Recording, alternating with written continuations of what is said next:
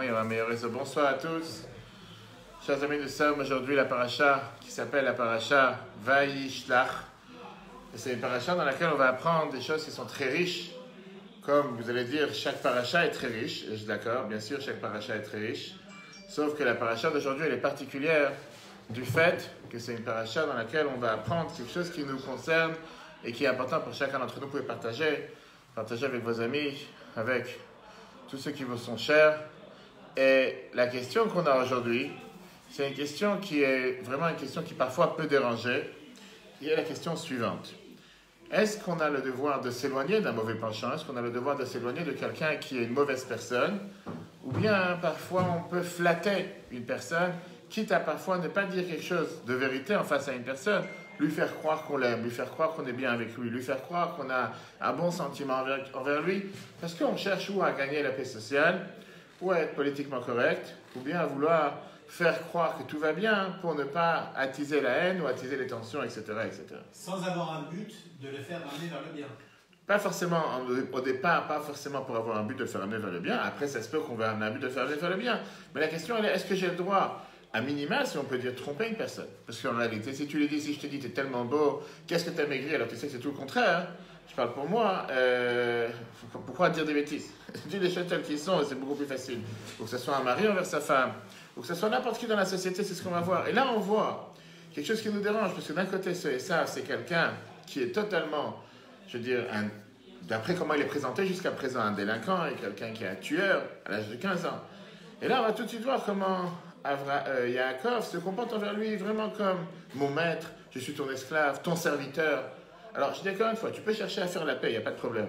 Mais à t'écraser totalement, à tel point, comme si dire des choses qu'on sait très bien que Yaakov ne les pense pas un instant. On ne peut pas dire une chose pareille.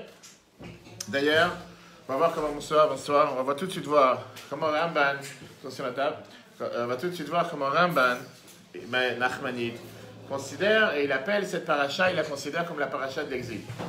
Pourquoi la paracha de l'exil? Il te dit, si tu veux savoir comment avoir affaire avec un ennemi, pas forcément non-juif, mais un ennemi tout court, quelqu'un qui te fait du mal ou quelqu'un que tu ne sais pas comment avoir affaire avec lui, je te dis que nos sages ont toujours regardé dans cette paracha pour savoir qu'est-ce qu'il faut faire, comment faire, et comme ça ils ont décidé d'agir. Et donc si quelqu'un aujourd'hui veut savoir comment s'y prendre face à une difficulté, face à une certaine épreuve, la Torah te dit c'est très simple. Regarde la paracha, regarde comment Yaakov il a agi, et mets-toi en application, fais exactement la même manière qu'est-ce que Yaakov il a fait. Regarde dans Ramban, vous avez tous pris le texte, chiffre 1, on était là pour il faut acheter mal du bébé, comment il s'appelle, Yitzhak Abraham Ben Esther, et Shalom, de sa mère, Rachmuna. Ok, pour tous les peuples juifs. Nachmani nous dit la chose suivante, écoutez cette phrase qui est un peu dérangeante. Rabbeinu Amrou, nos sages nous ont dit, Rabbi Yanaï, Shaya Olech, quand il avait l'habitude de partir, Bishot Imam Malchut pour rencontrer le royaume. Ayam Istakem paracha azur, regardez cette paracha. Pourquoi? On savait que ça c'est la paracha par excellence qui nous dit comment affronter la galout, l'exil. Car quand il est arrivé à Rome, dans la cour des grands rois de Edom, à l'Iskait Tzibou pour parler des affaires communautaires. Ayam Istakel paracha azur, regardez cette paracha. Pour prendre le conseil du vieux sage. On fait bien sûr un rappel à Yaakov. Et la question qui dérange, c'est une question qui dérange à tous. Pourquoi c'est une question qui dérange à tous? Parce qu'il y a une règle dans la jungle. Pour tout celui qui était ici dans la jungle, ou celui qui vit dans une jungle, une règle qui est que dans la jungle, sois un loup. Parce que si tu serais un mouton, on va te manger vivant. En deux mots, quand tu as affaire avec un escroc, comporte-toi comme un escroc. Une règle que la société dit en général. En deux mots, si tu veux survivre la jungle, ne joue pas à l'être humain. Tu ne vas pas dormir à une certaine heure.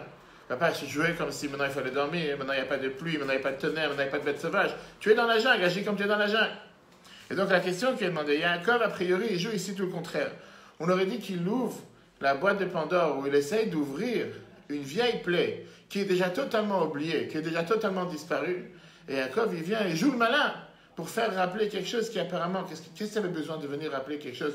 On va voir tout de suite le nombre d'années qu'il était séparé de son frère. Laisse-le vivre, il t'a oublié, il ne pense plus à toi. Qu'est-ce que tu dois aujourd'hui revenir et réveiller quelque chose et lui faire croire quelque chose qui est totalement faux? D'abord les faits. Yaakov, si on peut dire, il se rabaisse totalement. Et il se rabaisse face à Esav. Yaakov, il retourne en Israël après avoir après être parti pendant 34 ans. Là, si vous vous imaginez qu'est-ce que ça veut dire 34 ans, c'est presque la vie d'une personne. 14 ans, il était dans la maison de Shem et Ever, 20 ans dans la maison de Lavan, à la place de vivre sa vie tranquille, et à la place d'être réjoui que Esav est déjà parti d'ici depuis une trentaine d'années.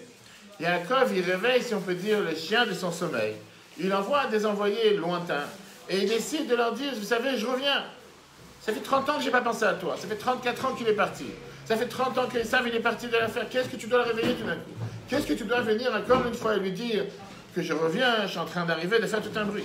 Et la question que je demandais, c'est une question qui est demandée dans le Midrash Rabbah. Regardons le Midrash Rabbah, le deuxième paragraphe. Dans chapitre 75, verset 1. Veshlach ma Yaakov malachim el Esav achiv, Yaakov, il envoie des anges chez son frère Esav. Ravuna patar ve'amar. Ravuna, il prend un verset de Mishli que le roi Salomon, le roi Shlomo Amelech a dit.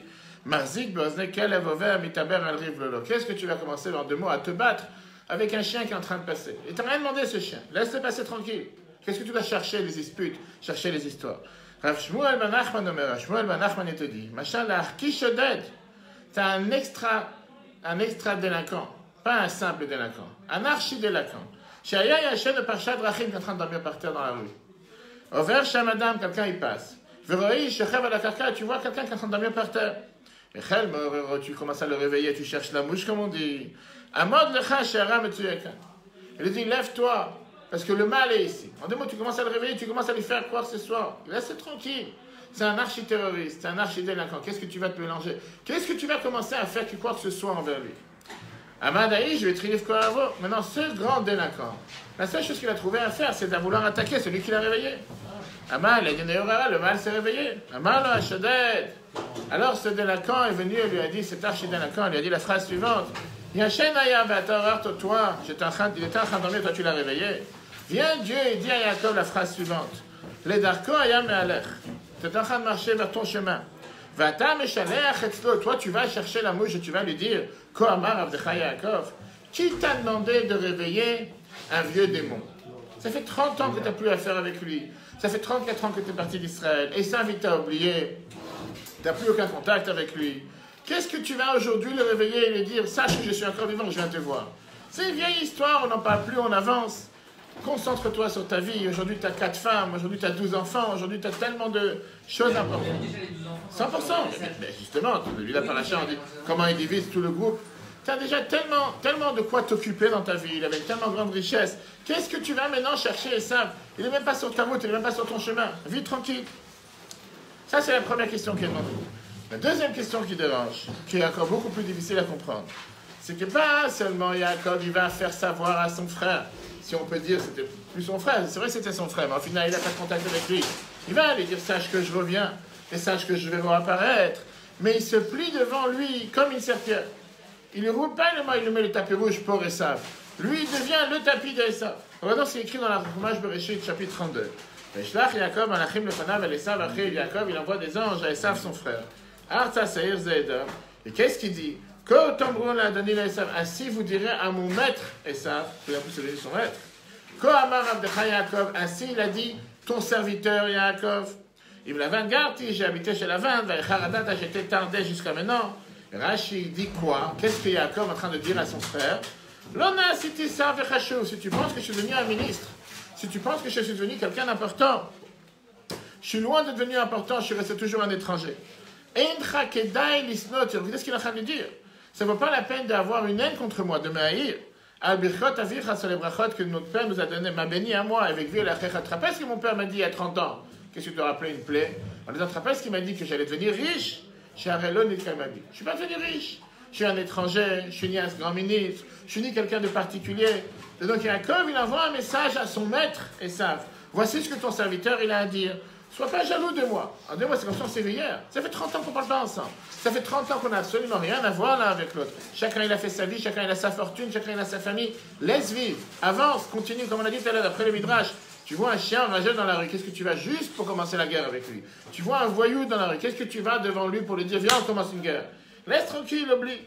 Ça, c'est la deuxième question qui dérange. Pas seulement qu'il va le voir, mais en plus, il se rabaisse devant lui et il lui dit, il pense pas que je suis devenu riche. Entre nous, c'est un mensonge. Non, c'est ça, ouais. On va y arriver. La bracha, c'était que être étranger, c'était pas être riche. On va y arriver. Pas seulement. Et deuxième, alors disons, on va dire que proportionnellement parlant, par rapport à ce qu'il a fait, 20 ans de travail, il aurait pu devenir beaucoup plus riche. On va pas dans ces détails. Mais au final, qu'est-ce qui se passe? Il va lui dire, je suis pas devenu riche, la bénédiction m'a rien fait. Qu'est-ce que tu vas rappeler quelque chose d'une vieille guerre? Ça y est, ça fait 30 ans. On dit 30 ans, c'est vraiment presque plus d'une génération. Laisse vivre. Quand il dit maître, Oui, et c'est quoi la définition du patron. maître? Concrètement, patron.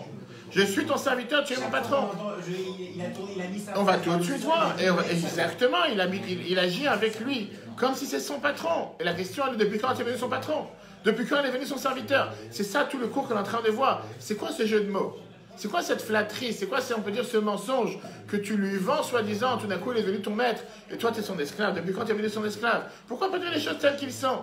Pourquoi tu dois dire maître, esclave? C'est des choses qu'on n'a jamais entendues.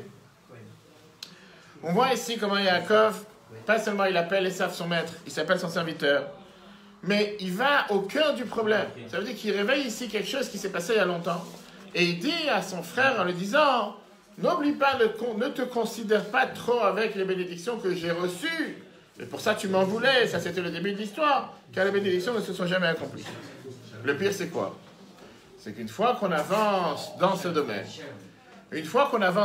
qu'est-ce qui se passe? Arrive la troisième étape. Et la troisième étape, elle est que maintenant les anges reviennent de Édom avec un message de guerre. Si on pensait que cette flatterie, elle allait gagner quoi que ce soit, on voit qu'il y a un message de guerre dans lequel Esav, il est en feu. Esav, il est prêt à faire la guerre. Il n'a pas du tout oublié ce qui s'est passé il y a plus de 30 ans. Et il prépare avec lui une armée de 400 hommes pour venir te faire du mal. Voilà ce que les anges, ils racontent à Yaakov. Alors, on va rentrer un peu dans les détails, on va ouvrir une introduction et on va ouvrir une parenthèse. D'où les commentateurs nous disent, d'où Yaakov savait que Esav il est venu pour le tuer. Peut-être que Esav vraiment il est venu avec 400 hommes pour l'honorer. Peut-être que Esav il est venu pour lui donner le plus grand bonheur. Oui, c'est ce qu'on vient de voir. Mais d'où il savait? Pourquoi il envoie des messagers pour savoir est-ce qu'il est là pour la guerre ou pas? Peut-être qu'il doit commencer à croire qu'en vérité Yaakov il est là juste pour lui faire du bien.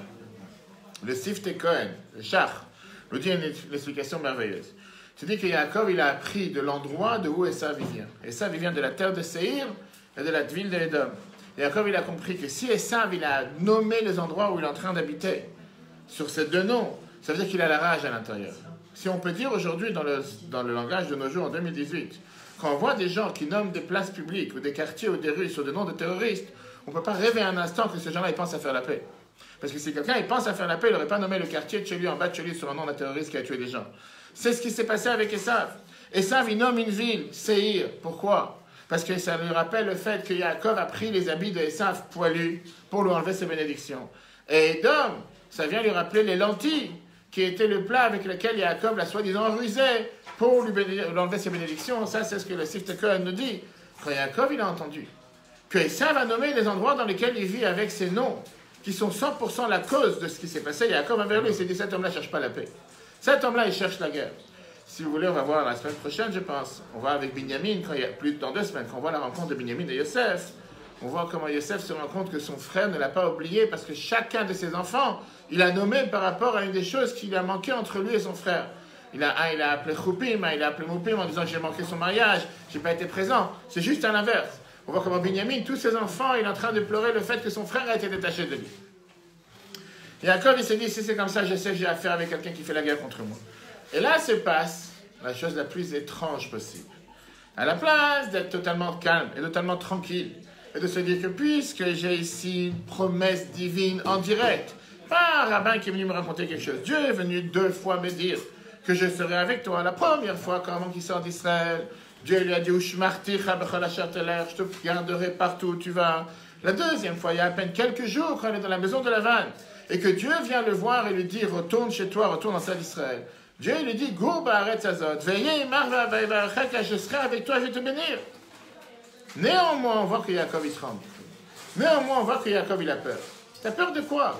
Imagine-toi quelqu'un d'entre nous que Dieu serait venu nous voir en direct et Dieu nous aurait dit, je suis avec toi, je te protège. Qu'est-ce que tu vas avoir peur? À 2 reprises. Combien de gens dans la Torah ont eu la chance d'avoir une telle promesse? Et Yaakov, à la place d'être totalement calme, serein, il a totalement peur. Et Yaakov, il décide d'aller avec différentes manières comment affronter Esav. Bien sûr, ce que la Torah nous raconte rapide, la guerre, le cadeau et la prière. Aujourd'hui, on va s'arrêter sur le fait qu'il envoie un cadeau à Esav. Et en 2 mots, ça s'appelle corruption. Clairement, corruption. Il sait qu'il a affaire avec un ennemi. Il se dit, je préfère lui donner des cadeaux et l'acheter, la paix sociale, si on peut dire, la paix, fausse paix, pour être couvert ou pour être protégé pour un certain instant. Ce qui n'empêche pas qu'à travers toute l'histoire de notre peuple, à chaque fois qu'on a vécu sous un régime ou sous un endroit qui n'était pas forcément le meilleur pour nous, on a malheureusement été obligé parfois d'agir de la même manière. Pourquoi on a été obligé d'agir de la même manière? Pour pouvoir appeler la paix sociale. Mais ça va dans le sens de ce que je vous ai dit tout à l'heure. C'est ça que j'ai dit, c'est tout ce qu'on va faire chez toi. Oui. C'est lui qui a quand même donné naissance après aux 12 tribus et tout ce que vous voulez. Avant. Ça c'est avant. Là, tout ce qui se passe, c'est après. Oui. Oui. Mais ça veut dire que lui, il a douté de Dieu. C'est la question qu'on a demandé. Est-ce que ça veut dire douter? Et là, tu rentres, tu ouvres, on va dire une parenthèse qui est très large. On peut parler de ça dans toute la Torah. Ce qu'on appelle faire une niche. Parce que si Dieu lui a promis que tu fais un jeu. Si Dieu lui a dit, je serai avec toi. Il se prépare à la guerre, il se prépare. Très bien, mais la question, mais encore une fois, mais qu'est-ce que tu as besoin de faire tout ça si Dieu t'a dit, je serai avec toi? Parce que oui, mais ça, on a déjà expliqué plusieurs fois. La réponse, elle est que la Torah, elle attend de nous de faire ce qu'on appelle une niche doute. Faire un effort. Pas parce que Dieu t'a dit, je serai avec toi, pour ça tu dois fermer les yeux, fermer les bras, ne rien faire. Dieu t'a dit que tu auras la panassa, je ne fais plus rien et j'aurai la panassa. Va bouger, fais quelque chose et je t'enverrai la bracha dans ce que tu fais. Quand la Torah dit à chaque reprise, Dieu il te bénira dans ce que tu fais. Mais fais quelque chose. Reste pas sans rien faire. Mais là, on voit que d'abord, Yaakov, il essaie de donner ce qu'on appelle de la corruption tout court. Et à part donner la corruption, finalement, quand ils se rencontrent, et là on revient à ce qu'a dit Jonathan tout à l'heure, ils se prosternent à 7 reprises devant Esav. C'est comme j'allais te dire tout à l'heure, pas juste tu fais de la flatterie au premier degré, mais tu t'écrases, tu deviens un esclave, tu te prosternes, jusqu'à ce qu'on va voir qu'à 8 reprises, il appelle mon maître. Tu as eu affaire avec un ennemi, tu veux plus qu'il t'attaque, tu veux plus qu'il te fasse du mal, tu dis quoi, viens on va faire un traité de paix, viens on va faire comme si on s'entend bien, viens tu vas recevoir un cadeau et ça s'arrête là. Qu'est-ce que tu as besoin de lui dire? Imaginons-nous dans le contexte d'aujourd'hui, qu'aujourd'hui on allait voir les terroristes du Hamas, malheureusement c'est ce qui s'est passé la semaine dernière ou il y a 2 semaines, en leur donnant des mallettes de 15 millions de dollars, et juste après il y a la guerre qui se déclenche. Et c'est exactement la même chose que Yaakov a priori a risqué, parce qu'il donne ici de la corruption à son pire ennemi, puisqu'il est prêt à la guerre. Et après, il lui dit, ton serviteur, imaginons-nous dans le langage aujourd'hui qu'Israël serait venu voir le Hamas en disant, nous sommes tes esclaves, on se prosterne à toi, toi tu es notre maître, à 8 reprises. Ça aurait changé quelque chose. Peut-être ça aurait changé quelque chose sur le moment qu'ils auraient été flattés en disant, regarde, même Israël se rabaisse devant nous. Comment Yaakov a pu faire une chose pareille? La question que je dis, c'est pas ma question, c'est la question que le Kliyakar demande. Regardez dans les textes, c'est merveilleux. Le Kliyakar, il vient et te dit, Vayir Yaakov meod, Yaakov, il a eu très peur.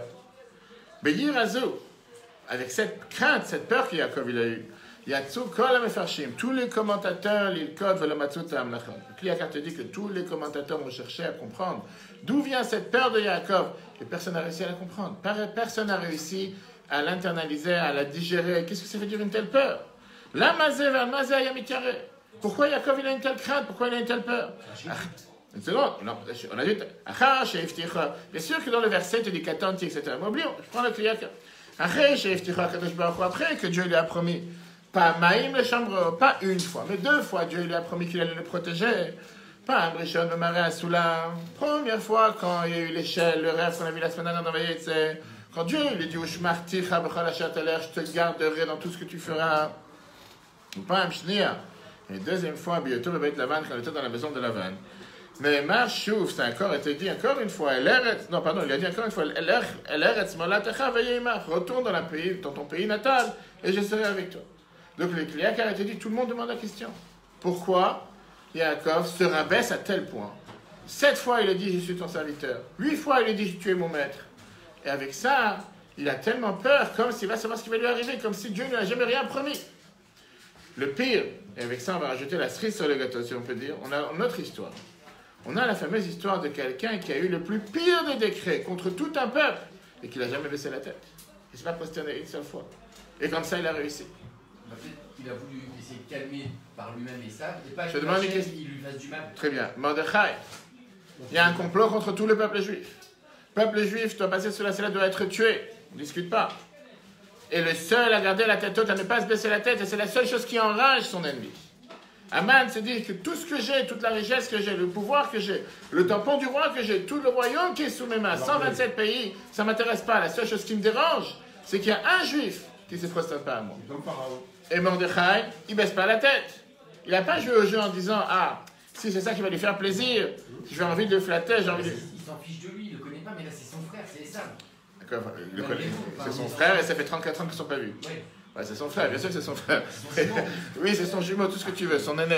Concrètement, quand tu vois que Mordechai... Il n'a jamais eu aucun remords d'avoir piqué la bracha de son père. Il n'a pas piqué. Pourquoi tu dis qu'il a piqué? Il n'a pas piqué. C'était la manière comment ça devait être fait. Il fallait venir, le cours de la semaine dernière, on a parlé de ça avec Rabat longuement, il n'a pas du tout piqué. Je te refais un résumé après. Il n'a pas du tout piqué, il a pris ça de la manière la plus droite possible. Ça devait lui arriver, ça devait lui arriver de cette manière-là. Et ça ne devait pas du tout arriver à ça, mais ça c'est pas le sujet du soir, rappelle-moi après. Il n'a pas piqué. On ne peut pas dire qu'il a piqué, c'est faux de dire qu'il a piqué. Le Midrash de la Haggadah dans Esther, chapitre 3, la question qui est demandée au Mordechai, comment ça se fait que Mordechai il a telle force de dire de ne pas se prosterner une seule fois? Amroul, on lui a dit à Mordechai, on a vu que tes parents se sont prosternés à ses parents. En deux mots, Yaakov s'est prosterné à Esav, il s'est prosterné 7 fois. Amar Lahem, qu'est-ce qu'il a dit, Mordechai? C'est qui le fils de qui, Mordechai? Ben Yemini, il vient de la tribu de Binyamin. Binyamin, mon père, était dans le ventre de ma mère et lui, il ne s'est pas prosterné. Et moi, je suis le petit-fils Ish Yemini, de la même manière que mon grand-père ne s'est pas prosterné, moi, je ne peux pas me prosterner. Ça, c'est la réponse de Mordechai. Et donc, revenons à notre cher Yaakov. Comment Yaakov s'est rapproché d'une telle manière de Esav? Et surtout, ce qu'on va essayer de comprendre, pourquoi Yaakov il a agi de cette manière? Pourquoi se rabaisser à tel niveau? Pourquoi vouloir flatter une personne à tel niveau quand, sincèrement parlant, il ne pensait pas un mot de ce qu'il était en train de dire? Comment? Il était vraiment en train de penser que c'est son esclave et que lui c'est son maître. À 8 reprises, il lui dit que c'est son maître. Moi, 7 fois, il dit, je suis ton esclave. Tu peux dire, j'ai plus envie de faire la guerre, j'ai envie qu'on soit en paix. Tout ça, je te l'accorde. Mais vraiment, il pensait que je suis son esclave. Il faut pas mentir. Quand il dit que je vais aller là-bas, en fait, il le pensait. Très bien, que comme un chien, il va venir. Mais là, c'est ce que je suis en train de te dire. Est-ce que vraiment il est en train de penser qu'il est son esclave à tout le moment? Alors, qu'est-ce qu'il est en train de dire? D'accord? Je veux qu'il a gagné le combat la veille. 100% avec tout ce qui s'est passé. On va voir ici, comme j'ai dit tout à l'heure, ce n'est pas une question seulement de la paracha de cette semaine, c'est une question halachique qui dérange pour aujourd'hui. Et la question qu'on a aujourd'hui, si on revient à ce qu'il a demandé tout à l'heure Jonathan, la question qui dérange, c'est la question suivante. La configuration halachique légale de ce qu'on est en train d'apprendre. Est-ce qu'on a le droit de flatter un rachat? Est-ce qu'on a le droit de dire à quelqu'un quelque chose qu'on n'y croit pas un instant, juste pour acheter son cœur et peut-être en tirer un profit ou en tirer un gain? Moi j'ai oui. En tirer un profit. Oublie de rendre bien. Pas besoin de rendre bien. J'ai par exemple, tu vas voir un commerçant qui est en train de vendre une affaire ou quoi que ce soit. Et tu es en train de lui dire qu'est-ce qu'elle est belle ton affaire ou quoi que ce soit. Et tu ne penses pas un instant qu'elle est belle. Tu lui dis ça parce que tu veux porter grâce à ses yeux. Il dit, ah tu vois, lui il m'a donné des louanges. Ça c'est bizarre aujourd'hui. Je sais pas maintenant, est-ce que là, il m'a parlé, on peut ou pas? On est en train de demander. C'est bon, on est en train de débattre. Là, la vient te demande, est-ce que tu as le droit de flatter quelqu'un faussement, si on peut dire, ou flatter un rachat, ou bien est-ce que tu as le droit de dire à quelqu'un quelque chose que tu n'y crois pas, et grâce à ça avoir un certain gain ou un gain quelconque. Et on a tellement d'exemples sur ça. On peut avoir l'exemple du couple, mari et sa femme, ou une femme à son mari. On peut avoir du patron au travail. On peut avoir un riche que tu cherches d'avoir de lui un prêt, ou qui te prête quelque chose. Et ça peut être de vouloir donner un honneur dans une synagogue à quelqu'un qui vient de rentrer. Et qui pas forcément c'est le meilleur juif sur terre, ou c'est peut-être le juif qui est le plus grand fauteur sur terre, et que tu veux qu'il vienne parce que tu te dis que grâce à ça, il va pouvoir faire un bénéfice pour la synagogue, si c'est aider la synagogue et quoi que ce soit. On a 2 exemples, on a 2 contraires. D'un côté, on a l'Agmara qui nous raconte, on va voir tout de suite l'Agmara Sota avec le roi Agrippas. Agrippas qui était un serviteur grec et qui est devenu le roi sur Yerushalayim par les Grecs, à la fin du 2e temple. Il a rassemblé tous les peuples juifs pour le fameux célébration de Hakel. Hakel, c'était une fois tous les 8 ans. On avait l'habitude de se réunir dans le temple et lire le rouleau de la Torah. On sait très bien que dans la Torah, c'est écrit clairement, noir sur blanc, qu'on n'a pas le droit de nommer un non-juif, quelqu'un qui est un étranger en tant que roi sur le peuple juif. Pas parce qu'on est raciste, parce que la Torah est faite pour le peuple juif et tu peux nommer qu'un juif qui croit dans les valeurs de la Torah pour être un roi sur le peuple juif à l'époque. Et quand on a lu ce verset, donc il est arrivé au verset « Lo tuchal la tête alecha ish nochi » Tu ne pourras pas mettre un non-juif ou un étranger roi sur vous. C'est Agrippas, le Romain, qui est en train de le lire. Il a commencé à pleurer parce qu'il s'est dit, je me comporte bien avec les Juifs, je suis le roi de Jérusalem, je suis en train de me comporter bien avec eux. Et là, je sais que j'aurai aucun espoir. Si un jour j'ai envie de devenir le roi, ils ne vont jamais m'accepter comme le roi. Qu'est-ce qu'ils ont dit à ce moment-là, les gens, le peuple juif qui était présent? Ils ont tapé des mains et ils lui ont dit, t'inquiète pas, Al-Tira, n'aie pas peur, Achinuata, tu es notre frère. Aujourd'hui, tu rentres n'importe comment, mon frère, je l'appelle, mon frère, mon cousin, frérot, va savoir. La Gemara, Tosfot nous dit qu'à cause de cette phrase qu'ils ont dit, parce que c'était un pur mensonge, la Torah, elle a interdit une chose pareille. Comment tu peux dire une telle chose? Tu n'as pas le droit de dire une telle chose. C'est 100% faux dans le temple. Ce jour-là, beaucoup de Juifs ont été tués. La Gemara te dit parce que c'était une colère de Dieu sur le fait que tu as flatté un rachat qui ne méritait pas d'être flatté. Tu aurais dû lui dire. 100%, c'était parmi les Romains mais c'est les Romains qui l'ont nommé. Au final, c'était à la fin du deuxième temple. Après, tout ce qui a découlé avec la destruction du temple, etc. Ouais, mais il y a Kézal, c'est encore différent. Parce que quand il a caché sa fille, on lui a reproché, il a pu faire un chouva et tout. Personne n'est contraire. C'est pas un vrai, c'est un rachat, mais il a été un peu. On va arriver, on va revenir à ça. On va revenir à ça. Regardons d'abord la Gemara Sota, chiffre 2. Gemara Sota, la Mishnah, Sota 41. Agrippas Amelech, Agrippas le roi. Ahmad, il était debout avec Kibel Sefer Torah, il a reçu le livre de la Torah. Il a commencé à lire. À quel on a l'habitude de rassembler tout le peuple juif pour lire la Torah.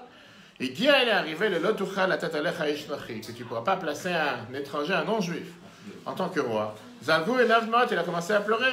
Un brûlot, ils lui ont dit, ah, tu tiens Agrippas, n'aie pas peur, mon cher Agrippas, Achinu, t'es notre frère. Comme aujourd'hui tout le monde dit, mon frère, dès qu'on a besoin de quoi que ce soit, t'es mon frère. Toi, soit tu te dis, Yerushalmi, t'as né dans la Gemara, Yerushalmi, on a appris, Arbe Chalalim, beaucoup de cadavres, beaucoup de morts, Naflou, Beotoyam, Shechnifula. Beaucoup de personnes sont mortes ce jour-là, le jour qu'on a flatté un tel rachat. Viens la Gemara, elle te dit, et ça c'est une phrase que le Rabbi a repris des dizaines de fois, j'ai eu la chance de l'entendre, le Rabbi parfois il criait quand il parlait par rapport aux relations en Israël avec les amis d'Israël, les voisins. Donc la Gemara, elle te dit, quatre groupes de personnes ne peuvent jamais se rapprocher de Dieu.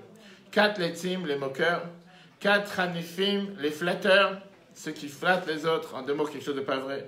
4 chakranim, ceux qui sont des menteurs. Non, mais là, on parle dans le sens de vouloir faire croire quelque chose que tu n'y penses pas un instant. Comme je dis, tu vas voir ta femme ce soir, tu vas lui dire, qu'est-ce que tu es belle, ma femme, et dans ta tête, tu penses qu'elle n'est pas du tout belle, loin de ça. Dis-lui clairement, t'es moche, que tu lui dis, t'es belle, alors tu ne penses pas qu'elle est belle. On verra. 4 chakranim, le groupe des menteurs, les 4, mais c'est après la shonara, et ceux qui parlent de la shonara. La Gemara, tu mets les 4 ensemble. Le Rabbi rappelait ça à chaque fois, les 4 ensemble. En deux mots, ça va ensemble. Quelqu'un qui va vouloir flatter, comme dans notre histoire. Encore une fois, on se met dans la peau de Yaakov. Yaakov ne pensait pas un instant, en tout cas ce qu'on parle pour l'instant, que Esav c'est son patron. Et il lui dit à 8 reprises, mon patron, ça va, j'ai compris, je suis ton patron. Dis-le-moi une fois, que c'était 8 fois. Et 7 fois, dire je suis ton esclave. Et se prosterner tellement de fois. C'est du jamais vu. On n'a pas besoin de faire une chose pareille. Tu veux gagner la paix, tu ne veux pas avoir de guerre, je peux comprendre. Qu'est-ce que tu as besoin d'agir d'une manière extrême? Pas besoin de faire une chose pareille. Ça, c'est la preuve pour montrer qu'on n'a pas le droit de flatter, pas le droit d'agir de cette manière. On va voir maintenant le contraire. La Gemara t'amène aussi une preuve qui est tout à fait le contraire. De qui elle amène cette preuve? De Yaakov et Esav. Et la Gemara te dit, regardez la suite. Mutar le'achnif l'achayim be'lamazé. On a le droit de flatter, on a le droit d'agir de cette manière avec des Rechaim dans notre monde. D'où on l'apprend. Mais Achad de la paracha de cette semaine, chez Nehemar, comme c'est écrit, Shama Yaakov, Yaakov il a dit, Velakarta minchati beyadecha, écoutez comment Yaakov il parle à son frère, peut-être à son ami pour l'instant. Tu prendras mon cadeau de ma main, qui alken raïti panecha, j'ai vu ta face, qui rot pnei Elokim, que ça ressemble à la face de Dieu. Rashi te dit, raïti panecha, je vois ta face. Vem chashuvim, ils sont importantes à moi, qui riat pnei malach, comme si je vois l'ange. Je raïti sa shelcha, que j'ai vu ton sar, j'ai vu ton ministre, l'ange céleste. C'est Yaakov, il dit, tu sais quoi, je suis en train de te voir. Yaakov, il dit, je suis en train de te voir. Et en te voyant, j'ai l'imagination que je suis en train de voir l'ange de Dieu qui est là. Alors qu'en réalité, entre nous parlant, il a oublié ce qui s'est passé il y a quelques heures. C'était pas un ange de Dieu, c'était pas quelqu'un de sympa qui est venu les voir, c'était un malaché Chabala, c'était un terroriste qui est venu, qui voulait se battre, qui voulait tuer Yaakov. Et Yaakov, il dit à Esav, son frère, quelle belle image, quelle belle figure, la vérité, tu me rappelles le bon Dieu que j'ai vu il y a quelques heures. Quel bon Dieu t'as vu quelques heures? Quelques heures, t'as vu quelqu'un qui s'est battu avec toi et heureusement que Yaakov, il a réussi à le surmonter. Ça s'appelle flatter, ça s'appelle, c'est même pas un mensonge, ça s'appelle du n'importe quoi. Et ça, c'est ce qu'il dit à Esav. Et la Gemara, elle te dit que d'ici, on apprend qu'on a le droit de flatter un rachat. À plus forte raison, quelqu'un de mal. Et donc la question, elle est oui ou non. D'un côté, on a avec Agrippas, qu'à cause du fait que les peuples juifs lui ont dit « T'inquiète pas, t'es notre frère », alors qu'on savait très bien que c'est pas notre frère, des juifs sont morts. Et de l'autre côté, on voit comment Yaakov, il parle avec Esav. Ou c'est un menteur de première, ou il travaille dans la publicité. Ou je ne sais pas exactement qu'est-ce qu'il fait, mais comment il peut dire quelque chose que par un instant, il pense que qu'est-ce qu'il est en train de dire c'est vrai. Pas un demi-mot, pas que c'est vrai demain, pas que c'était vrai ou ça sera vrai un jour. Tout ce que tu es en train de dire, c'est des mensonges. Et est-ce que tu as le droit de dire une chose pareille à un rachat, encore une fois? On ne parle pas maintenant de quelqu'un de neutre. On ne parle pas maintenant à ta femme, tes enfants, dire que tu es belle quand elle n'est pas belle. Non, mais c'est pas un rachat étranger, ça reste son frère. Mais c'est un terroriste. Encore une fois, c'est un terroriste. Son frère, pas son frère. Il a tué quelqu'un? Oui, il y a 15 ans, il a tué quelqu'un. Et c'est la raison pourquoi je ne suis pas d'accord avec Jonathan. Quand il est revenu, il a dit « Je suis fatigué. Fatigué de la tuerie, la première tuerie. » Et il a dit pourquoi? Il a dit « Parce qu'Anochi Olech Lamut, je vais mourir. » Et on a parlé dans le cours largement. Un enfant de 15 ans, un adolescent qui pense à mourir.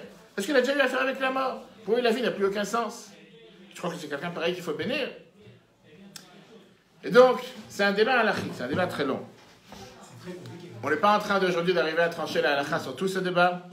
Mais on va voir la réponse que Rabbi Moshe Feinstein, qui est un des plus grands décisionnaires de notre siècle, qui a écrit les grottes Moshe, que tout le monde connaît, il donne ici une description claire et nette. Et il te dit, tu as le droit de flatter une autre personne pour une bonne cause. Comme il a fait Yaakov Avinu, comme il a fait Yaakov. Et donc, il te dit, tu as le droit, par exemple, d'honorer une personne à la synagogue, même si c'est quelqu'un qui fait beaucoup de péchés, qui sont connus et reconnus, pas ce que quelqu'un les fait dans ces 4 mondes. Comme... Il te dit, est-ce qu'on va t'amener la preuve que la Gemara elle a interdit par rapport à Agrippas? C'est parce que les Juifs de Jérusalem lui ont donné des louanges sur le malheur qu'il a fait, sur les plus pires des choses qu'il a fait. En 2 mots, ils lui ont donné comme si des louanges sur le fait qu'il a voulu s'octroyer la royauté de Jérusalem. Et à la fin, c'est ce qui s'est passé, il y a la destruction du temple. Mais quand tu fais monter à la Torah quelqu'un qui est un grand fauteur, comme ça il écrit votre marché, c'est pas quand tu es en train de dire que les fautes qu'il fait, c'est des mitzvot. C'est très bien que qu'est-ce qu'il fait. Tu n'es pas en train de le juger parce que tu l'as fait monter à la Torah. C'est pour garder avec lui un bon rapport. Et surtout, comme l'a dit tout à l'heure Jonathan, le fait que grâce à ça, peut-être la personne va voir comment tu regardes sur le bon côté. Et automatiquement, grâce à ça, il va t'amener à faire encore une mitzvah. Et à l'arrière parler, c'est totalement permis. Regardons ce que les Grottes Moshe nous disent dans Orachaim, livre 2, chapitre 51. Quand l'Issur Chanoufatou, l'idée qu'on n'a pas le droit de flatter une personne, ou Rag Bukuganda de Ukaskama la Issur. C'est comme si tu dis, je suis d'accord avec ton interdiction, et rappelez-moi après, je vous raconterai l'histoire. Rappelez-moi l'histoire. Comme on a dit par rapport à Agrippas, on lui a dit, t'es notre frère. C'est comme si on lui a fait croire qu'il pourrait être le roi, alors qu'il n'est pas le roi. Mais quand tu veux flatter quelqu'un, que c'est pas que tu es d'accord avec les bêtises qu'il est en train de faire, par exemple, le Chabdo, le Ptichat, le Zgirat Aaron, ouvrir et fermer le Echad, Shurat Kavod, c'est un honneur. Ou la Kol, Yadoua, Shou Mishum, Sherabim, Sechim, tout le monde sait parce qu'on a besoin de lui. Et ça ne rentre pas dans les critères de ce qu'on a vu tout à l'heure, qui est de vouloir flatter une personne. Ça, c'était la parenthèse. Maintenant, revenons au point principal de ce qui nous concerne aujourd'hui. Pourquoi Yaakov a dû rentrer dans une telle histoire? Qui lui a demandé? Quel était le but d'aller vouloir flatter son frère? Éloigne-toi d'un mauvais voisin et ne te rapproche pas d'un rachat. C'est une règle dans la Mishnah. Alors, si c'est comme ça, qu'est-ce qu'ils font tous les shluchim dans le monde? On verra ça à la fin. Parce que la réalité est que la majorité des shluchim vit dans un endroit où il n'y a pas forcément que des tzadikim. Mais on verra ça à la fin. Et donc la question qui est demandée, comment Yaakov, il a apparemment agi d'une manière qui est d'abord dangereuse, comme j'ai dit tout à l'heure, parce que nous, avec 400 hommes pour se battre, tu n'es pas censé savoir qui va faire la paix avec toi. Est-ce que c'est vraiment 400? Alors, on ne parle pas de ce qu'avec Eliezer, avec Abraham. Là, clairement, d'après le texte, c'est un but, on parle de 400. Okay. Et c'était énorme, mais c'était des gens qui étaient totalement prêts. On ne peut pas savoir, encore une fois, je dis, aujourd'hui, on sait ce qui s'est passé. Mais au départ, c'est aller vers le lion, tu es dans la jungle et tu vas chercher où se trouve le lion pour prendre un selfie avec lui. Sois pas bête. On te dit que c'est quelqu'un de dangereux. Va pas t'amuser avec lui. Il t'a oublié, continue ta route. Les commentateurs nous disent. Vas-y. Je pas entendu. À la fin. Non, à la fin. Viens les commentateurs et nous disent la phrase suivante. Tous les commentateurs nous disent que Yaakov, en réalité, il n'a pas eu peur de Esav. Pas comme on a pensé jusqu'à maintenant. Il a eu peur des mérites spirituels d'Esav. Il s'est dit que certainement Esav, il a une certaine qualité spirituelle que moi, j'ai pas, et c'est cette qualité qui va m'attaquer. Et là, on va rentrer dans tout ça. C'est pas un sujet mystique, c'est ce qu'on va voir, comment c'est écrit dans le texte, on va mentionner à Rita. Tout de suite, une seconde, tout de suite. On va tout de suite voir dans le texte. Chiffre 3. Bereshit, chapitre 32, verset 11. On voit au début de la paracha la phrase que Yaakov lui-même emploie en disant Katonti Mikol HaChasadim. Qu'est-ce que ça veut dire Katonti Mikol HaChasadim? J'ai été rapetissé, j'ai perdu, je suis devenu petit à cause de tous les bontés que tu as fait avec moi. Rashi nous dit Shema Mishiftartani Nitlachlachti Bechet. Je suis d'accord avec le fait que tu m'as promis, que tu m'as donné des promesses, que tu allais me protéger, que tu allais me garder. Mais le fait, peut-être j'ai fauté. Peut-être que j'ai utilisé mon crédit. Peut-être le fait que j'ai utilisé mon crédit. Je suis plus capable d'être protégé.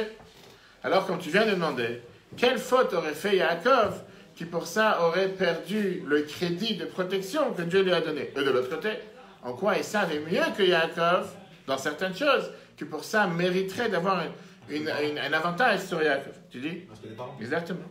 On va voir comment la Torah nous le dit, et on va voir ici comment c'est énormément important. C'est une leçon pour la vie de chacun d'entre nous. Bereshit 32, verset 8. Qu'est-ce que tu pensais que tu étais ici amené avec des OCP? Vaïra Yaakov meod vayetzer lo. Vaïra, il a eu peur Yaakov vayetzer lo, ça lui a fait du mal. Pirouche mlo haomer, le mlo haomer nous dit la phrase suivante. Yaakov ala moral rosho, Yaakov il a eu peur dans sa tête. Sheyesh la Esav ezo kitrul gatragalav. Que Esav, il a un avantage, il a quelque chose de positif, il a une accusation avec laquelle il peut l'accuser. Mais Zenirmaz, et ça c'est inclus dans le mot Vaïra, il a eu peur. Il a eu peur de quoi? C'est le même mot que la Torah elle emploie par rapport au respect des parents. Quand la Torah elle le dit sur Kibud Avaim, elle te dit Ish imo ve'aviv tira, ou un homme, père et sa mère, vous devrez le craindre. Vayetzer meramez al isur shte achayot, ça nous parle sur l'interdiction d'être marié avec deux femmes, deux sœurs. Chez Nehemar, comme c'est écrit, Veisha elachota lotikach litzra, on n'a pas le droit de se marier avec deux sœurs. Ces deux points, Yaakov a eu peur. L'explication du Molo Homer, qui était écrit par Abiyael Leftins, qui était un des plus grands sages de Pologne il y a 200 ans. Lui, il te dit que Esav avait ici un point positif que Yaakov n'avait pas. Esav a eu une particularité dans la mitzvah du respect des parents. On a vu tout à l'heure, on a parlé la semaine dernière et la semaine d'avant, les habits de Esav, c'était quoi les habits qu'il avait pris de Nimrod? C'est pour ça qu'il avait tué Nimrod, parce qu'il savait que c'était des habits particuliers que Dieu avait confectionnés pour Adam et Ève, que Nimrod avait reçus. Il est parti tuer Nimrod à l'âge de 15 ans pour avoir ces habits. Et c'est des habits qu'il les mettait juste pour servir le repas à son père. Il ne mettait pas juste un torchon, il ne mettait pas juste un tablier, il ne mettait pas juste comme les chefs, ils ont des draps qui plient à 20 fois sur eux. Il était là avec les plus beaux habits qu'il avait pour servir son père. Deuxièmement, il s'est retenu. Quand il a dit, on s'approchait les jours de deuil de mon père, je vais aller tuer mon frère, il n'a pas voulu faire souffrance à son père. Il n'a pas voulu faire souffrir son père du vivant de son père. Il a décidé que du vivant de son père, il préfère que les choses se passent calmement et que son père sache qu'il s'est calmé, qu'il n'en veut pas du mal à son frère. Yaakov, de l'autre côté, là c'est beaucoup plus grave. Yaakov, pendant 34 ans, il n'a pas vu ses parents et il n'a pas du tout accepté, il n'a pas du tout mis en application la mitzvah du respect des parents. C'est quand même beaucoup. 34 ans qu'il n'a pas respecté ses parents. Avec toutes les bonnes raisons sur terre. 14 ans, il était à Shabbat, 20 ans à la 20, ça fait 34. 34 ans qu'il n'a pas respecté ses parents. Ses parents, ils sont vivants sur terre. Et je dis, malheureusement, je vois ça aujourd'hui, des fois je suis amené dans les prisons, dans les hôpitaux, des fois tu vas voir des gens qui te disent, oui, qu'est-ce que je ne peux pas en vouloir à mes enfants, ils sont très occupés avec le travail. Parce qu'ils sont à Fontainebleau, parce qu'ils sont dans un trou en Seine-et-Marne. Je dis, vous avez des enfants? Oui, mais ma fille, elle est occupée au moment. Ils viendront une fois tous les 3 mois, je les vois presque jamais. Après, c'est à 50 km, 60 km, tu ne peux pas prendre une voiture une fois par semaine le dimanche, aller voir ton père ou ta mère qui est dans un trou paumé, sans aucune famille, sans personne. Je suis pas en train de juger, mais des fois, rien qu'entendre ça d'une maman ou d'un père qui te dit une chose pareille, ça déchire le cœur. C'est pas des gens qui sont pas d'enfants. C'est pas comme les gens, je parle pas de ceux qui restent ici abandonnés à l'âge de 80 ans et que les enfants, ils ont fait lier sur l'autre côté du monde, et que la dernière fois qu'ils ont vu leurs parents, c'est que, ou pour les fêtes, ou ils restent ici à vivre tout seuls, faire leur cours tout seuls et des malheurs qu'on a entendus les dernières années, du fait qu'il n'y avait aucun enfant autour parce que les enfants sont plus là. Yaakov, c'est exactement ce qui s'est passé. 34 ans, il a disparu de la planète. Il n'est pas là. Tu peux en vouloir ce que tu veux à Esav, il était là présent pour ses parents tous les jours. Il n'a pas abandonné l'affaire. C'était un tueur, c'était un terroriste, c'est tout ce que tu veux. Il faisait souffrir son père est devenu aveugle avec les fumées de ses femmes, avec les différents encens, il s'est marié avec plusieurs femmes. Il faisait soi-disant croire qu'il va prélever la dîme sur le sel. On connaît avec le personnage. On sait que c'est un grand brisé. Mais une des choses que tu ne peux pas lui enlever, c'est le fait qu'il a respecté ses parents. Regardons ici comme le Khatam Sofer nous rajoute de manière beaucoup plus profonde. Yaakov n'avait pas peur de Esav. Yaakov voulait s'attacher à Esav. Yaakov voulait que le mérite de Esav profite aussi pour lui. Parce que quand tu t'attaches avec une bonne personne, tu prémérites, tu profites de ses mérites. La Gemara nous dit que le fait qu'un mari apprend la Torah, la moitié de son mérite va pour la femme. C'est la Gemara qui nous dit que les femmes, quel est leur mérite? Par ça qu'ils envoient leur mari apprendre la Torah et ils bénéficient automatiquement de la moitié de leur mérite. Regardez la phrase comment le Harizal, le Hari Akadosh, le Harizal explique le fameux débat qu'il y a eu entre Hillel et le converti. Tout le monde connaît l'histoire. Le converti qui est venu voir le non-juif, qui est venu voir Hillel, il lui a dit apprends-moi la Torah sur un pied, il lui a dit ce que tu veux pas qu'on te fasse, ça fait pas aux autres, et le reste c'est des commentaires. Histoire. Regardez comment le Harizal il explique cette histoire. Il dit quand le converti, le futur converti, est venu voir Hillel et lui a dit apprends-moi toute la Torah sur un pied, et Hillel qu'est-ce qu'il lui a répondu? Ce que tu veux pas qu'on te fasse, ça fait pas aux autres. Quel rapport? Quel rapport entre apprendre la Torah sur un pied et ce que tu veux pas qu'on te fasse, ça fait pas aux autres? Le converti il a demandé comment on peut apprendre toute la Torah quand on est une seule fois sur cette planète? Le fait qu'on est ici seulement pour une certaine période, 70 ans, 80 ans, 100 ans, 120 ans, en une seule incarnation, comment on peut faire toute la Torah? Il dit c'est impossible. Si la personne c'est un Israël, il ne pourra jamais faire les mitzvot qui appartiennent à un Kohen. Si la personne c'est un homme, il ne pourra jamais faire les mitzvot qui sont avec une femme. Si la personne c'est un Lévi, il ne pourra pas faire ce qu'il y avait avec un Kohen. En deux mots, il ne pourra pas faire différentes lois que la Torah lui demande de faire. Et donc tu demandes à Hillel, l'amdéni que la Torah, regalachat, apprends-moi la Torah sur un pied, qui veut dire par ça que je suis une seule fois sur terre. Je viens pour une période de 120 ans. Comment je peux faire toute la Torah en 120 ans? Qu'est-ce qu'il lui a répondu, Hillel? Hillel lui a répondu, c'est très simple. Ce que tu ne veux pas qu'on te fasse, ça fait pas aux autres. Aime chaque juif. Et par ça que tu vas aimer chaque juif, tu vas t'envelopper avec tout le peuple juif. Et tu vas bénéficier des mérites de tout le monde. Et automatiquement, tu auras et le mérite des Kohanim, et le mérite des Lévi, et le mérite des hommes, et le mérite des femmes. Et tu auras fait toutes les mitzvot. Ça, c'est l'explication kabbalistique du Harizal, mais c'est une explication qui est très belle, qui te montre comme quoi, ça, c'est ce que Yaakov y cherchait. De l'autre côté, ça, c'était la mitzvah que Esav a fait, que Yaakov n'avait pas fait. Il y avait quelque chose que Yaakov a transgressé, que Esav n'a pas transgressé. Avec toute la prostitution et toutes les femmes qu'il a eu à faire, il ne s'est pas marié avec deux sœurs. Il savait comment danser sur la corde sensible. Il savait qu'il y a certaines choses qu'il ne faut pas faire. Yaakov s'est marié avec deux sœurs. Tu vas me dire qu'est-ce qu'on peut lui en vouloir? La Torah, elle interdit. Il n'était pas censé faire ce que la Torah, elle interdit. Deux sœurs. Une après l'autre, vous voulez dire? Non, tu as d'être marié avec deux sœurs. Tu as le droit de marier avec plusieurs femmes. Je ne parle pas de deux femmes, je parle de deux sœurs. Que toi, tu te maries avec deux sœurs. Ah, d'accord. Isha et la chota lotikar, c'est écrit dans la Torah. C'est pas Jérémie qui te dit qu'il a. Ça, c'est autre chose. Ça, c'est par rapport. Ça, c'est la fameuse sikha de la semaine dernière sur Vaïsé. Pourquoi il s'est marié avec deux sœurs, quatre femmes, etc. Deux fois deux sœurs. Malgré lui, deux fois. Alors, si tu veux, mais alors, je ne parle pas de cette sikha, parce que c'est une merveilleuse explication qui explique que quand tu as appris une certaine rigueur dans la Torah sur toi, ça n'empêche pas d'appliquer ce que d'abord il faut faire la base pour tous les peuples juifs, et la base qui était à l'époque, Yaakov a fait la Torah avant qu'on la reçoive, etc. Mais là, on parle quand même de quelqu'un comme Yaakov. Tu peux dire qu'il n'avait pas le devoir de faire toute la Torah, parce que la Torah n'a pas encore été donnée, je te l'accorde. Sauf qu'on parle d'un tzaddik, et pour un tzaddik, c'était un défaut. Vient Ramban, Nachmanide, et il nous dit que justement, si on réfléchit à Nachmanide pour précaution, le Rabbi a toujours défendu Rashi et Ramban. Quand tu apprends tellement d'études, c'est riche. Et c'est vrai que Rashi et Ramban sont toujours en désaccord. Nachmanide, il dit c'est quelque chose de dur. Il te dit que, quand la Torah, elle te dit que d'abord, une période après que Yaakov rentre en Israël avec ses femmes, une des deux sœurs, elle meurt, qui était Rachel. Et Ramban te dit pourquoi? Parce que la terre d'Israël ne peut pas supporter un être humain qui fait une telle chose. Et le fait que Rachel était la deuxième femme qui s'est mariée avec lui, et en plus c'était une sœur, automatiquement elle a reçu la colère de Dieu, c'est pour ça qu'elle est morte. Elle a reçu. La colère de Dieu, c'est pour ça qu'elle est morte. Ça, c'est ce que Nachmanide nous dit. Pas obligé d'accepter. Heureusement que Rachel ne dit pas ça. Peu importe. Nachmanide dit une chose pareille. Avec ça, tous les commentateurs nous expliquent quelque chose d'étonnant. Moshe s'était connu comme quelqu'un de très très fort. Moshe n'a pas eu peur de Pharaon, il n'a pas eu peur de Malek, il n'a pas eu peur de Balak. Et néanmoins, il y avait une seule personne que la Torah dit qu'il a peur de lui. Moshe, il a peur de cette personne. Qui est cette personne? Rappelez-vous, non? Bamidbar 21. Vayetze Og melech habashan likrato. Og, il est sorti pour la rencontre de Moshe, pour faire la guerre avec Sichon et Og, les fameuses guerres. Vayomer Hashem el Moshe. Dieu dit à Moshe, Al tira auto, n'aie pas peur de lui. Pourquoi? Parce que je t'ai mis dans ta main. Viens la Gemara, Nida, page 61. Tu dis que tout d'un coup, Moshe, il a peur. Tout d'un coup, il tremble. Pharaon, il n'a pas peur. Amalek, il n'a pas peur. Balak, il n'a pas peur. Tous les autres tyrans qu'on a pu voir, il n'a pas peur. De Og, il a peur parce que c'est un géant. Moshe aussi, c'était un géant. Pourquoi il a peur de lui? Amar, il a dit, Shema ta'amod lo zchut Avraham Avinu, peut-être qu'il va avoir le mérite qui s'est passé avec Avraham. Quel mérite qu'il a eu avec Avraham? Que Vayavo à Palit, le réfugié, celui qui le rescapait, est venu, il a dit à Avraham, il lui a fait savoir que Lot a été capturé, a été emprisonné par les rois. Le fait qu'il est venu dire à Avraham que son neveu, il est éventuellement capturé, et grâce à ça, Avraham, il est parti sauver son neveu. Dieu l'a récompensé à qui va survivre, et que peut-être Moshe pourra tomber dans ses mains. Donc on voit ici une vision générale de la Torah, qu'un tzaddik n'a pas peur des hommes, n'a pas peur d'un rachat, surtout pas. Mais il a peur des mérites que ces personnes y peuvent avoir. Et d'ailleurs, c'est aussi une des raisons pourquoi parfois on voit dans la vie des gens bizarres qui réussissent dans la vie, et on ne comprend pas la raison pourquoi ils réussissent.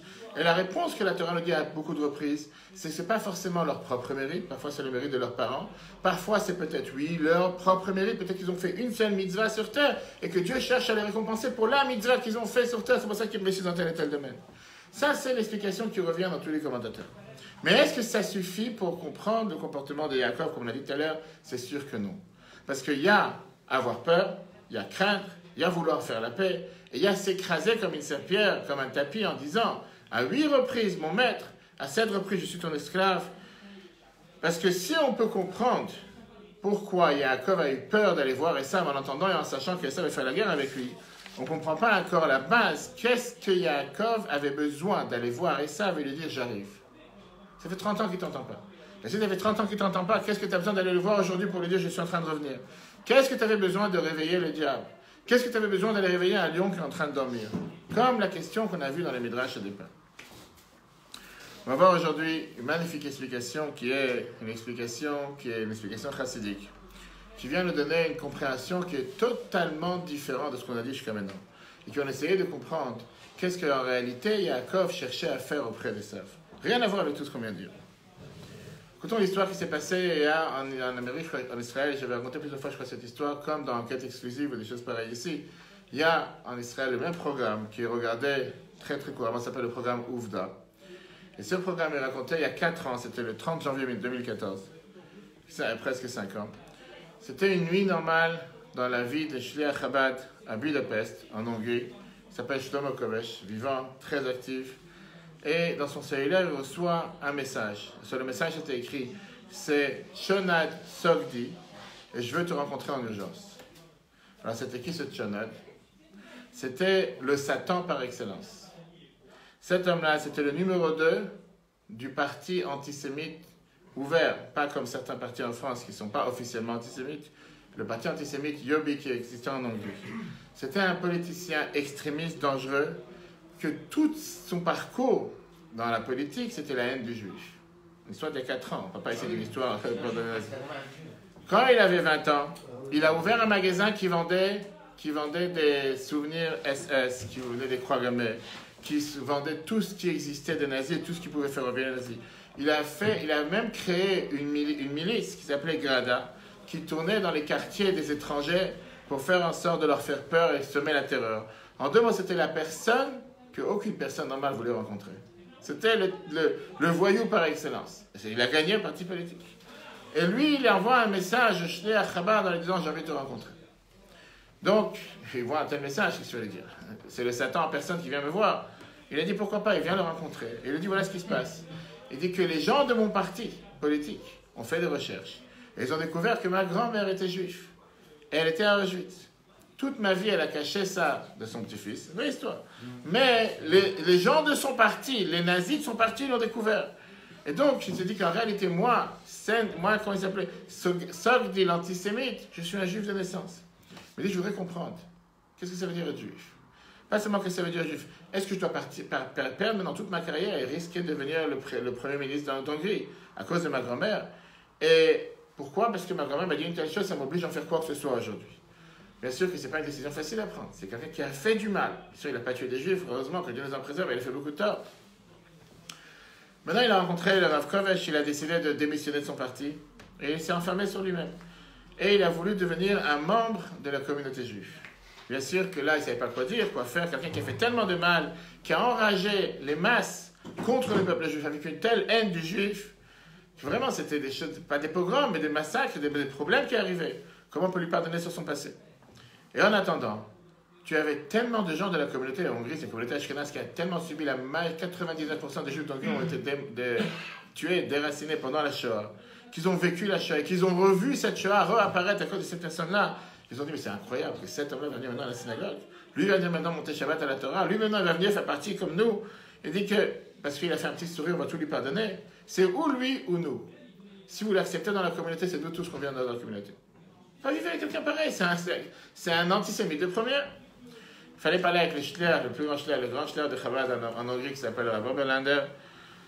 Je l'ai connu, j'étais plusieurs fois chez lui. Le Rav Oberlander, il s'est rappelé ce que le Maguide de Mezrich, l'élève du Baal Shem Tov, a dit la phrase suivante. Une fois, il a appelé son élève, le Meller de Ligensk. Il lui a dit, tu sais qu'est-ce qu'on dit dans le ciel? Qu'avant Israël, aimer son prochain, c'est aimer un rachat gamo comme un tzadik gamo. Savoir aimer le plus grand rachat comme le plus grand tzadik. Et donc il s'est dit, ici c'est comme ça, qu'est-ce qu'il y a de plus grand rachat sur terre? Je ne connais pas un plus grand rachat que lui. Et dit au contraire, fais-lui confiance, qu'il vienne faire partie de la communauté. Et grâce à ça, il est devenu aujourd'hui un des juifs les plus respectables dans la communauté. On va voir ici un mot magnifique. Le père du rabbi, c'est un grand kabbaliste. Le père du rabbi, il écrivait les commentaires sur la Chumash, il écrivait les commentaires sur la Torah de manière très condensée. Malheureusement, il a beaucoup souffert, il est mort en Sibérie, parce qu'il a été exilé. Le père du rabbi, en tant que kabbaliste, il trouvait dans 2-3 mots de la paracha des trésors énormes. On va voir un des mots que le père du rabbi nous parle sur la paracha de cette semaine. Il te dit comme ça, Yitzhak, compte numérique, 208. 10, 90, 800, pour ceux qui ne veulent pas s'attirer. Ça fait 208. 208 égale 8 fois 26. 8 fois le nom de Dieu. Yaakov, compte numérique, 192. Yud 10, Aïn 70, Kouf 100, Bet 2, 192. 192 égale 7 fois 26. 7 fois le nom de Dieu. Où est passée la 8e fois de Yitzhak? Pourquoi Yitzhak a 8 fois le nom de Dieu dans son nom? Et Yaakov, il a seulement 7 fois. Père du rabbi. C'est dit comme ça. On sait très bien que tout ce qu'un père il a, il transmet à ses enfants. La réponse, ça se trouve chez Esav. Esav, compte numérique 376.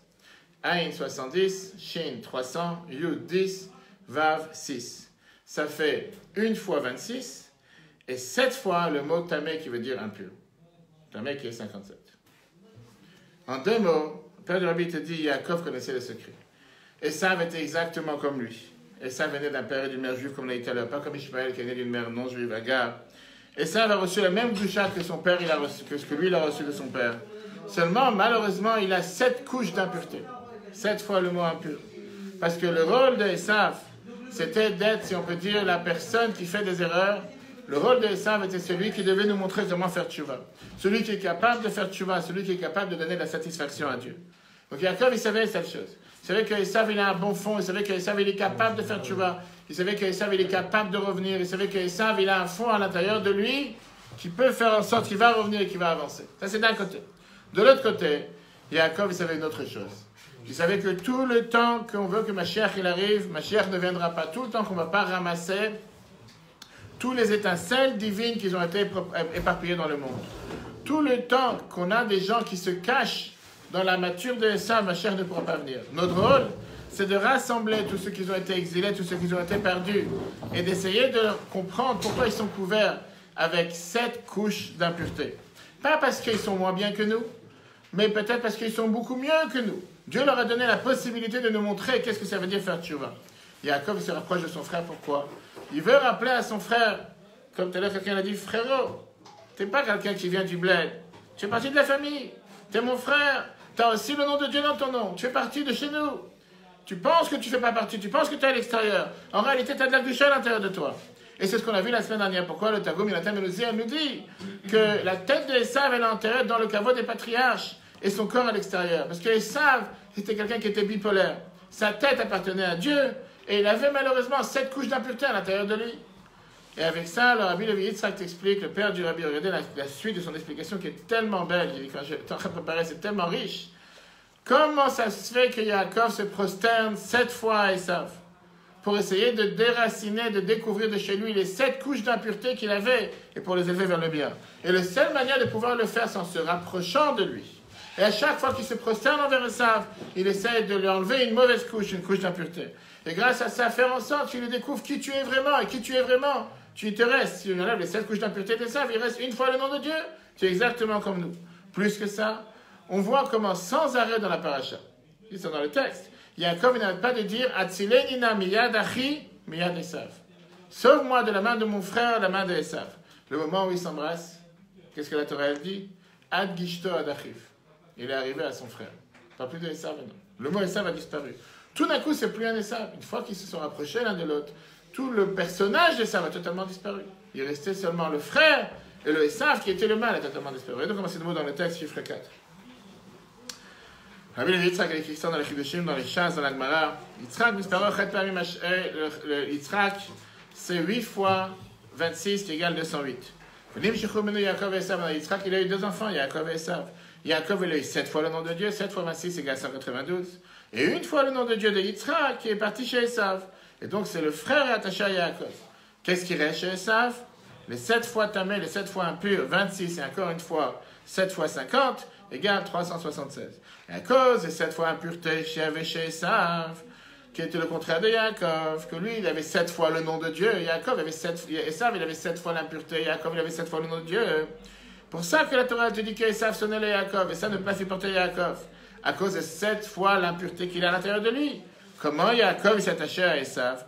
Par ça qu'il est venu son frère et qu'il a embrassé, comme Rachel te dit qu'il a embrassé de tout son cœur. Par ça que Yaakov s'est prosterné à Esav 7 fois par terre, et grâce à ça, il a enlevé de chez lui les 7 couches d'impureté. Il est resté seulement avec 1 fois 26 le nom de Dieu, et c'est devenu son frère, c'est plus devenu à Esav. C'est bon. C'est quand tu réfléchis un instant de cette manière, tu comprends les choses de manière différente. Viens ici, le Rabbi termine en te disant, on voit ici quelque chose de merveilleux. On a commencé tout à l'heure avec la phrase du Midrash, on vient de vous expliquer ici, du grand rabbin de Daniel Petrovsk en Ukraine, et on voit que ce qu'il a dit, c'est exactement le même mot qui a été dit 50 ans plus tôt à Bagdad par le Ben Ishraï. On a dit tout à l'heure, si vous avez fait attention, j'ai répété plusieurs fois, 7 fois esclave et 8 fois maître. Le Ben Ishraï a dit exactement la même chose. Comment ça se fait que Yaakov, il n'arrête pas d'appeler son frère Esav, tout d'un coup, le frère, pourquoi tu l'appelles mon maître? Appelle mon frère, pourquoi tu l'appelles mon maître? Et lui, il s'appelle esclave. Où est l'honneur de Yaakov? Avant d'amener les paroles du Ben Ishraï, regardez ce que la Nourazaken nous écrit dans Torah Or, qui est le premier discours chassidique qu'il a dit sur la paracha de cette semaine. Qui s'est expliqué dans la Kabbale que quand Dieu il a créé le monde, il y avait un événement majeur, pas le Big Bang, mais le Big Bang kabbalistique qui était Shvirat HaKelim. Dieu il a voulu créer le monde d'une manière qu'il y avait une explosion de lumière. Mais la lumière était tellement grande qu'elle a explosé tous les ruisseaux, tous les réceptacles pour pouvoir le recevoir, qui n'ont pas pu le contenir. Dieu au départ a voulu créer le monde avec une énorme puissance, une énorme lumière. Le monde n'était pas apte à recevoir cette lumière. Et donc, il y a eu des étincelles qui ont explosé partout. Comme aujourd'hui, tu fais un pétard ou tu fais une étincelle, tout va exploser dans tous les sens. Esav était une de telles étincelles brisées. D'un côté, il avait une puissance spirituelle qui était beaucoup plus forte que Yaakov. De l'autre côté, malheureusement, c'était une étincelle qui n'était pas contenue dans un récipient. Il fallait la rattraper, la remettre dans un récipient convenable. Et on a vu ça avec la manière extraordinaire du respect des parents que Esav a fait, que même son frère Yaakov n'a pas fait. De l'autre côté, puisque la lumière elle était trop puissante, elle n'était pas dans un récipient, Esav n'arrivait pas à se trouver, elle était bipolaire.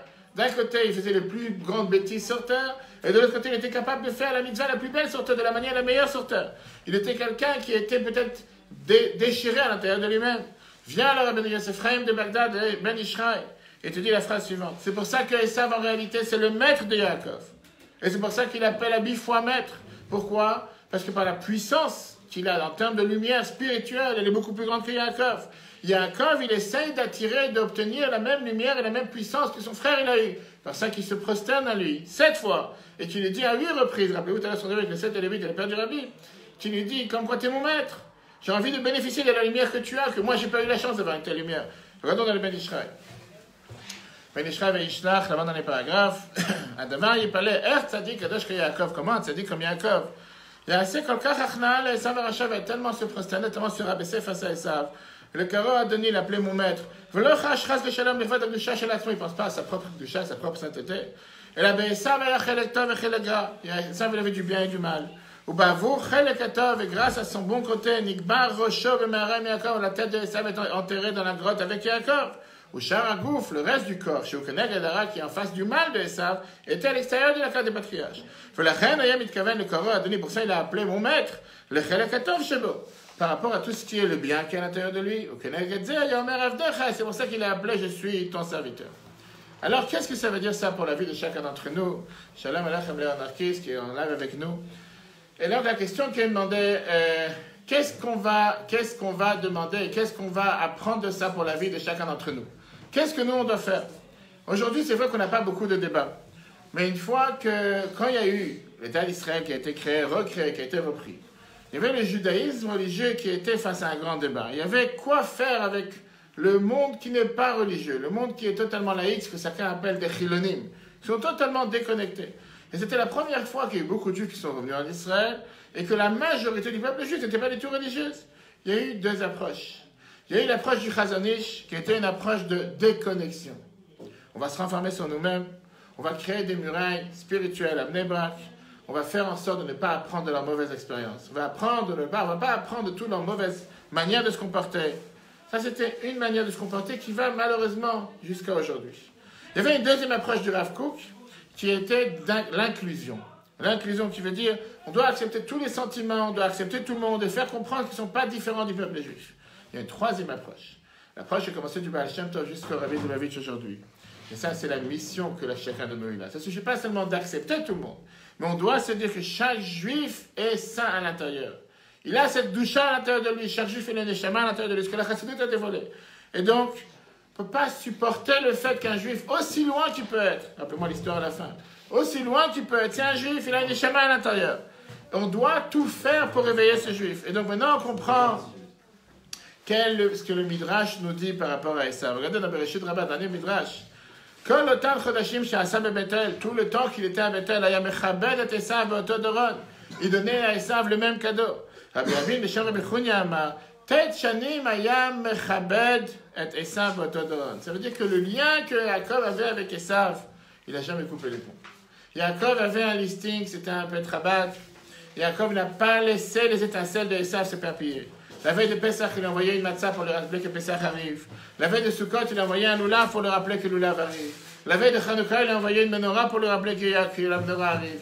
Yaakov, il savait que si jamais il ne va pas faire en sorte que les étincelles qui sont chez Esav ne vont pas se purifier, ne vont pas s'élever, ne vont pas se rapprocher, Mashiach ne pourra pas venir. D'ailleurs, ce qu'il a dit tout à l'heure, quand Yaakov il a dit à Esav, Valou Mosheim, Elat Tzion, Ishpat et Esav, il n'a pas menti. Il va arriver un moment qu'on va se rencontrer, que Mashiach va venir, une fois que tous les étincelles vont être déjà réparées, vont être déjà élevées. Et ça, c'était le travail de Yaakov. Et l'enseignement pour nous aujourd'hui, on est dans le mois de Kislev, la semaine prochaine, c'est Dieu veut lundi soir, Yutet Kislev, un très beau cours, c'est Dieu veut sur le développement et Rosh Hashanah de la Chassidut. Quel enseignement majeur pour chacun d'entre nous. Combien on a le devoir d'apprendre qu'un juif, aussi loin qu'il peut être, qui peut avoir une étiquette en écrivant « Je suis un rachat, je suis tellement le plus mauvais sur terre », c'est justement l'approche qui doit nous montrer comment on doit faire tout pour avoir pas seulement de la compassion, de l'empathie, de la compréhension, l'aimer, le rapprocher et lui dire que malgré tout ce qu'il peut penser qu'il a pu faire ou faire actuellement, c'est un juif au fond. Et au contraire, se dire que certainement il a été grand neshama, sauf que malheureusement il ne sait pas comment l'exprimer, il ne sait pas comment l'exploiter. À nous de tout faire pour lui montrer le bon chemin, que Dieu fasse qu'on mérite de pouvoir le faire tous les jours, comme les shluchim font dans le monde, particulièrement en Seine-et-Marne, comme je vais vous dire tout de suite. Le cours sera replay sur l'application eTorah, E-T-O-R-A-H, Google et Apple dans quelques instants demain. Très bonne journée à tous et à la semaine prochaine.